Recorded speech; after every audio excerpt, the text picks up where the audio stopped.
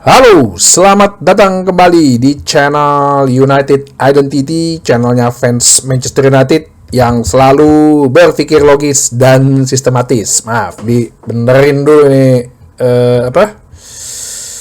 Mike. Oke, jadi revisi sedikit. Ternyata gue cek lagi, ya juga sih, ini kan hari Sabtu ya. Deadline untuk bursa transfer di Januari ini adalah tanggal 3 Februari ya. Jadi tanggal 3 Februari pagi ya waktu sana gitu. Itu adalah akhir dari jendela transfer ya. Karena kenapa nggak 31? Karena besokannya nih 1 Februari ini kan Sabtu nih ya kan. Namanya bank tutup, buat transfer kantor kan tutup. Nah ya, tapi kalau misalnya kayak di Arab Saudi udah tutup kemarin. Ada sih kayak berbagai liga, kayak di Portugal itu baru 4 Februari tutupnya, di Turki itu baru 11 Februari. Tapi kalau di rata-rata dunia termasuk Liga Inggris itu berakhir di 3 Februari. Jadi Patrick Dorgu sudah ada fotonya dan videonya, dia sedang dalam perjalanan pagi ini dari Lecce Itali ke Manchester United ya, ke kota Manchester, naik pesawat ya, jet pribadi lah pasti yang dicharter ya. Ada dibilang tanyakan gimana lo mengenai Manchester gitu kan, tawaran Manchester ini gitu, kenapa diterima ya. Dia bilang ya ini big opportunity, kesempatan yang besar buat gue. Iyalah, buat anak umur 20 tahun dari Lecce ke Manchester United dapat gaji 30.000 pound per pekan sama dengan 120.000 pound per minggu atau 1,4 juta, 1,5 juta pound per tahun ya, pasti mau lah. Plus juga kan pasti dia mau mengembangkan diri juga kan. Nah, apalagi Manchester United, exposure-nya besar, semoga dia mentalnya kuat gitu. Apalagi untuk mengisi posisi back kiri nih ya, yang kita sih pengennya dia sehat terus dan menyingkirkan Luke Shaw ya, yang selalu tiba-tiba sembuh kalau tiap kali ada pemain baru atau pemain yang sembuh cedera di back kiri gitu ya, langsung dia ikutan sembuh.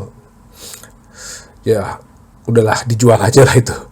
Jadi bisa jadi kalau misalnya siang ini dia medical check up, besok bisa diperkenalkan ya di publik di Stadion Old Trafford pada saat melawan Crystal Palace. Yang kedua ya, ini sebenarnya yang cukup headline juga nih. Jadi Unai Emery dikabarkan oleh Fabrizio Romano dan Sky Sport juga telah menyetujui atau memberikan lampu hijau untuk negosiasi terhadap Marcus Rashford. Nah, jadi si Aston Villa ini ya gue nggak tahu ya, emang mereka negosiasinya jago atau lagi mendapatkan durian runtuh gitu ya, atau lagi ketiban untung gitu.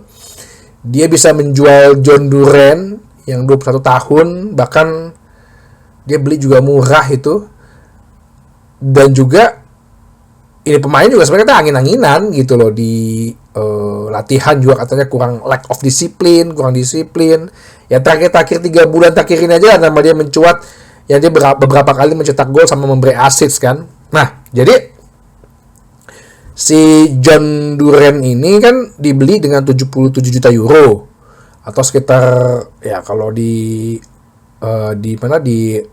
pound kan sekitar mungkin 65 juta pound lah ya.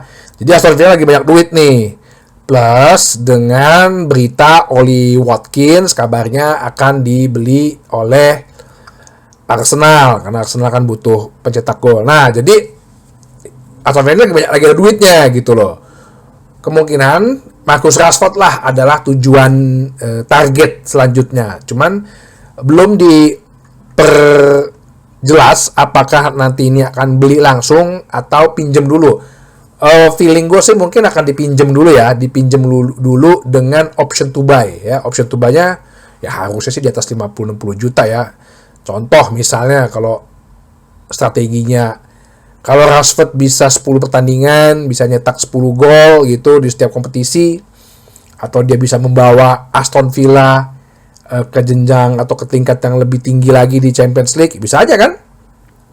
Nah, kita coba tunggu dalam 24 jam ke depan, ya mungkin 24 jam, 48 jam ke depan, bagaimana negosiasinya. Ya, ada kabar juga bahwa sekarang Aston Villa sudah Unai Emery sudah memberikan lampu hijau. Aston Villa mulai bernegosiasi, ya. Sekarang kembali ke Rashford-nya nih. Rashford-nya mau nggak pindah ke kompetitor ibaratnya ya, walaupun Aston Villa sebenarnya nggak kompetitor kita banget juga sih. Ya maksudnya klub Inggris juga gitu ya. Ya kalau Rashford masih berpikir-pikir kayak gitu sih, menurut gue ini anak sih kayak cuma pengen ngulur-ngulur waktu gitu. Apalagi sih kalau mau gitu. Katanya dia di sini diberitakan sih dia masih mengharapkan Barcelona. Mungkin dia maksudnya nggak mau menjadi penghalang Manchester United atau yang menjadi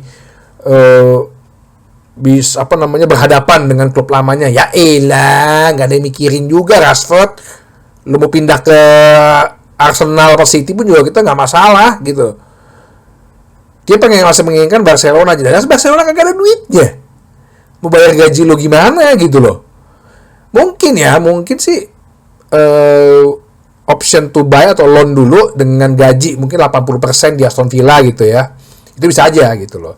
Ya sekarang kalau dia berpikir bahwa mau nggak ya gue ke kompetitor, aduh Aston Villa ya. Nanti kalau Aston Villa Manchester United gue mesti gimana? Udah nggak usah banyak mikir loh Rashford. Gitu loh. Lu juga udah berpikir dong, lu nggak main nih udah sebulan, nggak ada juga yang mau lu di sini saat ini gitu loh.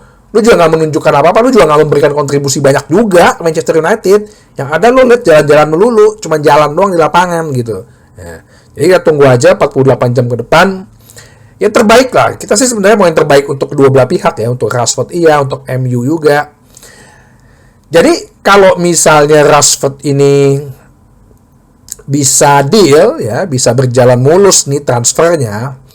Nah, kita bisa coba negosiasi dengan Bayern Munchen untuk Matthias Tel.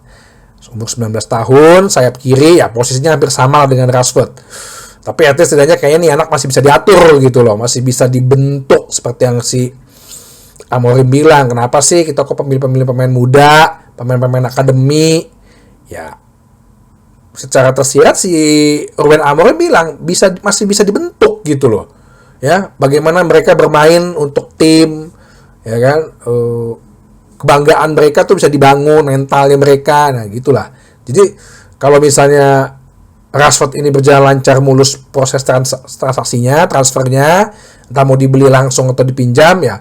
Jadi kita bisa pinjam dulu Matthias Tel karena dia sendiri sudah menolak Tottenham Hotspur walaupun dengan harga 60 juta pound 60 juta euro plus dengan si Daniel Levy-nya itu sampai datang ke Munchen, ke Munich, ke Jerman, ditolak juga. Jadi dia bilang bahwa ya either gue ke Manchester United atau gue stay dulu di Bayern gitu. Kita tunggu 48 jam ke depan, ya mungkin berita-berita ini pasti akan terus berseliweran, akan terus banyak info-info ya. Kita tunggu apakah ya Marcus Rashford sih harusnya ya udahlah menurunkan ego lo gitu loh. Lo mau ngapain lagi sih? Gitu. Apalagi lo mau bikin pembuktian apa di klub ini, di Manchester ini? Lo juga latihan seperti itu gaya lo gitu nggak maksimal. Lo juga main juga begitu. Jadi kita tunggu aja. Umur 27 tahun ya harusnya sih dia pindah untuk dia lebih refresh ya. Supaya kalau emang target lo nih mungkin kan di 2026 adalah Piala Dunia terakhir lo nih sebelum umur 30. Ya udah, lo harus terima. Buktikanlah sekarang lo. Kalau memang lo bisa bersinar di Aston Villa, oh ya udah bagus. Oke. Mungkin ya bisa jadi ada yang salah di manajemen Manchester United sehingga lo nggak berkembang. Ya, tapi kalau misalnya dan lo bisa masuk timnas lagi ya. Kalau misalnya lo ternyata begitu-begitu aja walaupun udah pindah ke Aston Villa, ya lo bisa ambil kesimpulan kan, antara lo memang mentalnya walaupun bakat lo sebenarnya banyak mengakui bagus kok gitu ya. Berarti mental lo, ego lo, nah ini yang lo harus pertanyakan dulu. Pertanyakanlah kepada diri lu sendiri. Ngaca deh, coba gitu. Berkaca lah, apa sih yang salah gitu. Apa sih yang salah dari diri lu. Jadi itu aja ya untuk berita singkat untuk bursa transfer ya. Masih perkiraan bursa transfer 3 Februari. Semoga semuanya berjalan lancar sesuai dengan apa yang diinginkan Ruben Amorim, sehingga kita masih bisa meningkat lagi terus penampilan kita konsisten. Itu dulu deh ya, konsisten sampai pada akhir musim. Kalau saya bisa dapat piala di turnamen apapun, FA Cup, Europa League, ya itu adalah bonus besar. Sampai ketemu lagi di bahasan berikutnya di channel United Identity, channelnya fans Manchester United yang selalu berpikir logis dan sistematis. Terima kasih.